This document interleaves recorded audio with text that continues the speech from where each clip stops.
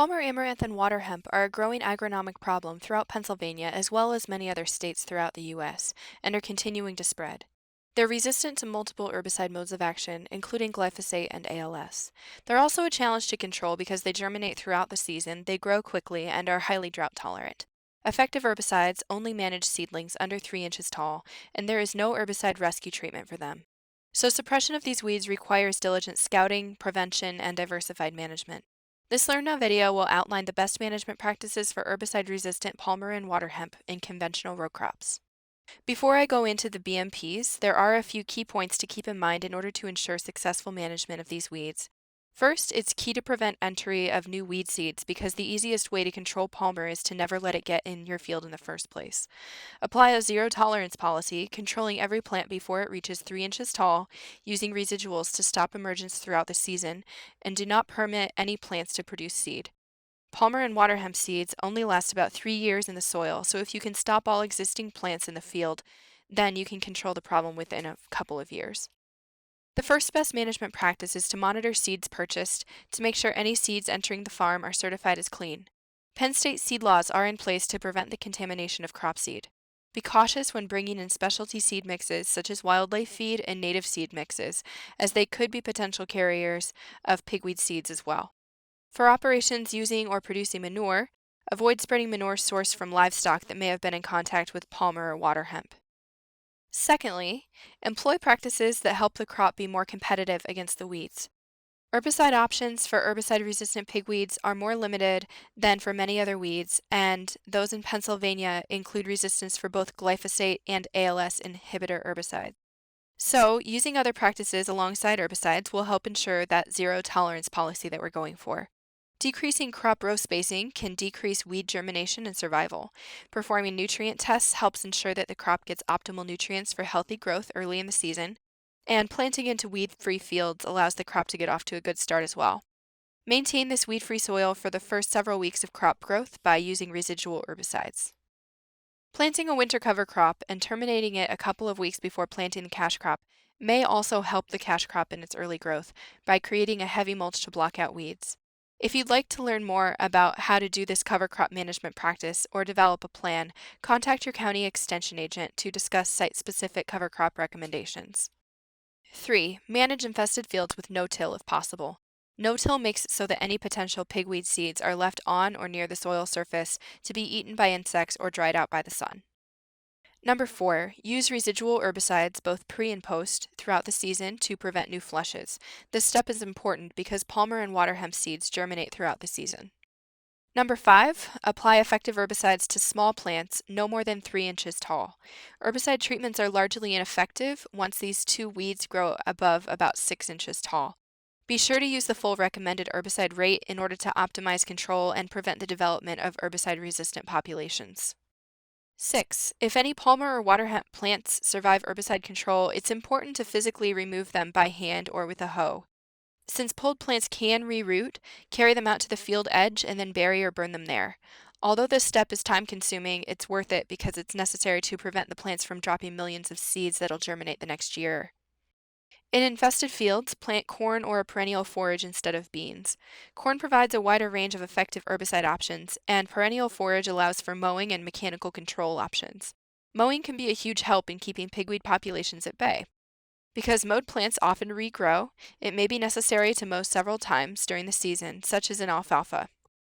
Number 8, do not combine harvest areas of fields that are heavily infested with mature pigweeds. Doing so would allow the transport of the weed seeds by the combine and by mixing with crop seeds. If it's still necessary to harvest a heavily infested field, harvesting it last will prevent the spread of pigweed seeds to additional fields via the combine. Number 9, clean harvest equipment, mowers, and tillage equipment before leaving infested fields to prevent the spread of these seeds to other fields. For more details on equipment cleaning for weed control can be found in Part 5 of this Pigweed Learn Now series, titled Prevention and Proper Disposal. Number 10, be sure that imported equipment and feed is not contaminated with weed seeds. Avoid purchasing products from heavily infested regions, and if purchases are necessary, carefully inspect the seed and clean any equipment thoroughly before use. Number 11. Scout field edges, ditches, and fence rows for palmer and water hemp plants, especially in the late summer through harvest. Infestations can sometimes start near barns and barnyards as well. Number 12. Since each plant can produce up to 1 million seeds, it's very important to not allow any palmer or water hemp plants to mature and drop seed. We strongly recommend a zero tolerance policy when it comes to these weeds. When using herbicides, diversifying herbicide modes of action is important for controlling palmer and water hemp. Both weeds have multiple herbicide resistance and have the potential to develop additional resistance relatively quickly. Hitting the weeds with multiple herbicide modes of action helps ensure total control and reduces the chance of encountering new resistance. Be sure to include effective modes of action in the burn down in order to plant into weed-free soil. Include residuals both pre and post to maintain the critical weed-free period of crop growth and to control pigweed seeds that would sprout throughout the season. Herbicide recommendations for soybean include an effective burn-down mix, and residuals are key to include as close as possible to the planting date. Always apply to plants under 3 inches tall. If applying Liberty in the burn-down, spray under full sunlight with good spray coverage. Avoid relying on glyphosate and ALS inhibitor herbicides, as many palmer and water hemp populations are resistant to both. In the pre-treatment, residuals are key. In the post-application, foamicéphan-containing herbicides will provide residual control or combine residuals with your post to control later emerging seedlings. Feel free to pause this video here if you need more time. For corn, again plant into a weed-free field using tillage and/or an effective burn-down mix, and apply pre-emergence 7 to 10 days before planting to maximize residual control. A range of pre-emergent options for corn that includes both a Group 15 herbicide and atrazine can provide effective control. Some examples are listed here. Additionally, herbicide premixes that include HPPD inhibitors can be successful, but do not rely on HPPDs for both pre and post because some palmer and amaranth resistance to HPPDs does exist. Feel free to pause this video here if you need more time on this slide.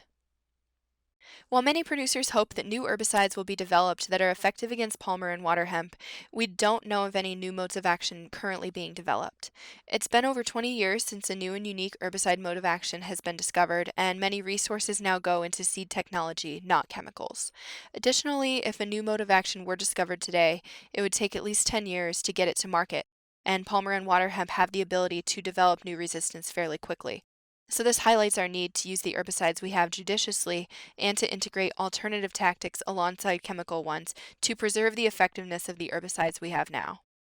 To recap, here are a few main take-home messages for managing palmer and water hemp. Use caution with all inputs to the farm to prevent new entry of these seeds. Control them with effective herbicide modes of action before they're 3 inches tall, and use residuals because plants emerge throughout the season. Integrate other tactics as necessary, such as hand pulling and cultivation, to ensure a zero tolerance policy.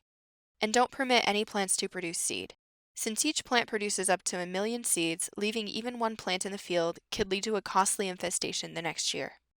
Palmer, amaranth, and water hemp might be in a field near you, so developing a proactive management plan now using the recommendations in this video will save time and money later.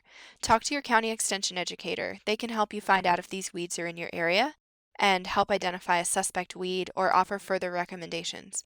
For additional resources on herbicide-resistant pigweeds, visit our website. While you're here, be sure to watch our other Learn Now videos on herbicide-resistant pigweed, including weed ID, proper prevention and disposal practices, and management in horticultural and organic systems. Thanks for watching.